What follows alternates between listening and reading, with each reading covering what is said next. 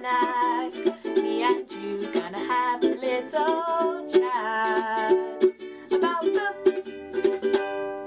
Hi guys! So I am here today to do a book review, and the book that I'm going to be reviewing is the second one in the Riyria Chronicles, which is a prequel series to the Riyria Revelations series, although I advise that you read the Riyria Revelation books first. This is by Michael J. Sullivan. It's called The Rose and the Thorn, and let's get talking about it. I did this as a buddy read with lots of other people who I will link down below, and we all really enjoyed this book. It was an awful lot of fun.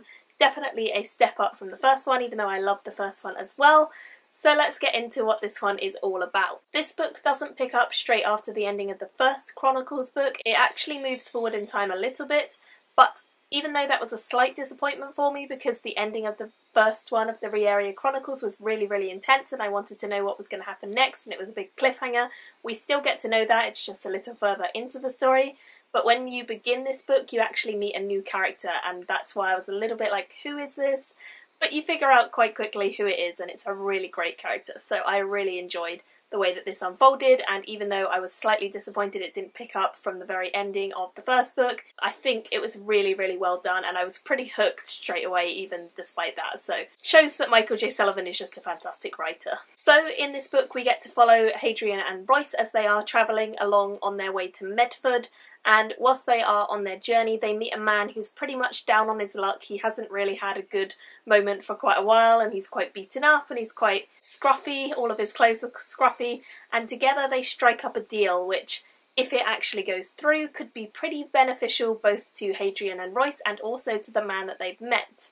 I'm not going to say who it is, but if you've read the Revelations book you might be able to guess. We also have the other storyline which focuses on Reuben. Reuben is a new character whom we've seen before in the Revelation series, but we haven't seen before in the Chronicles series, so he's new to this series, and I really enjoyed getting to know him. It's basically his coming-of-age story in the castle of Medford where he lives. Every day he sees the princess and he wishes that she would notice him and just take the time to kind of hang out with him and get to know him, but of course he's just a lowly stable boy and he's not really the sort of person that the princess is likely to mingle with. He's also being bullied and picked on, and he doesn't really know what to do in order to turn his life around and sort of get things on track where he wants them to be, but he's soon to join the Guard. Of course things do start to go his way in a little bit and the tables are turned, and he does get to come into his own and develop as a character, which I really enjoyed seeing. He also becomes involved in a lot more than he could have bargained for, so yeah. That's all very exciting. On the whole, I would have to say that this book was just fabulous. I really enjoyed it. It was a lot of fun. I love getting to know the characters, and I love getting to see the backstory of some of the characters that we've already met in the Revelations books and we know a little bit about, but we don't know a whole lot about. We don't fully understand who they are or where they come from.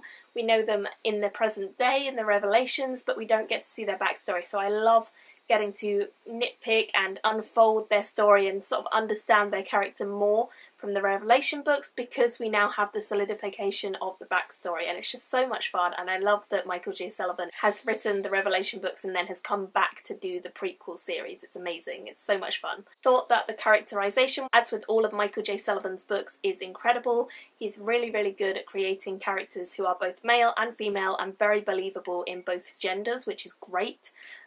Also, the fact that this doesn't start straight after the ending of book one is not a problem, because later on you do get told about the events of book one and what happened from book one to book two, and you get that time period filled in, so don't worry that it doesn't pick up straight after. You still get to know that, you just get it at a more kind of convenient time in the story. It works really well. I absolutely adored seeing the backstory of Arista and Alaric as well, because in the books we do see a lot of Arista but not so much of Alaric, and I also quite liked getting to know their father a bit more, because he's a character who we haven't really understood that much about in the Revelation books. So that was really nice to get to know him and the way that he ruled and the way that he politicked everything. The Pickerings too were fabulous as young boys. I really enjoyed seeing them. They kind of have this charm about them and this charisma, which is a lot of fun, and as children that's even more enhanced, and I really enjoyed getting to know them and seeing them develop and do all their crazy frog hunts and things like that. The young versions of all of the characters from the Revelation books were just heartwarming and lovely, and I really enjoyed getting to know them a little bit more, kind of delving into some of their secrets as well. As for the foreshadowing, in this book we do get some foreshadowing which links in with the events of the Revelations, and everything that Michael J. Sullivan writes just ties in so well. He's really good at creating these sort of subtle hints that you could perhaps work out if you were very clever, but actually when things get revealed you're like, oh my goodness, that's why that happened and that makes sense, and he's really excellent at doing that, and he does that a bit in this book as well. You could read this series first, but I think you would lose some of the charm if you didn't read the Revelations books first, because that way you already have a solid foundation with the characters and they were written first, so it makes sense to read them first in my opinion. I read through this super fast. I really enjoyed it. I know that I'm going to be out buying the next one as soon as it comes out, because the third one in the Riyria Chronicles series comes out late this year. I believe like November, December, something like that. So I can't wait to give that a try because I know it's going to be awesome. I think it's called The Death of Douglas or something like that, and I just can't wait to give that a go. Hopefully it'll be just as amazing as all of the other Michael J. Sullivan books that are out there, and I'm sure it will because he's a fantastic writer. Obviously I gave this one a 5 out of 5 stars. I thought it was excellent. I really enjoyed it. I'd highly recommend this series as a whole to you guys, and if you have read this book or you've read this series or you're interested in starting it, leave me all your comments down below because I would love to hear your thoughts as well. So, thank you all for watching, and I will see you all very soon in another video. Bye!